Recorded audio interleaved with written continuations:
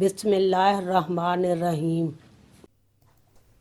مشکوٰۃ شریف کے مطابق حدیث نمبر 74 ابن مسعود رضی اللہ تعالیٰ عنہ بیان کرتے ہیں، رسول اللہ صلی اللہ علیہ وسلم نے فرمایا، شیطان ابن آدم کے دل میں خیال ڈالتا ہے اور فرشتہ بھی خیال ڈالتا ہے۔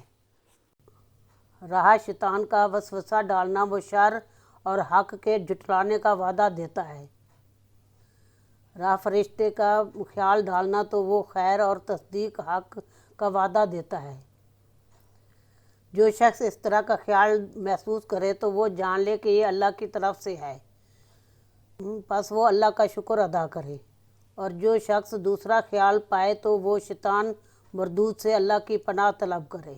پھر آپ نے یہ آیت تلاوت فرمائی، شیطان تمہیں مفلسی کا وعدہ دیتا ہے اور برے کام کی ترغیب و حکم دیتا ہے۔ ترمذی اور امام ترمذی نے فرمایا، یہ حدیث غریب ہے۔ ترمذی شریف حدیث نمبر 2988۔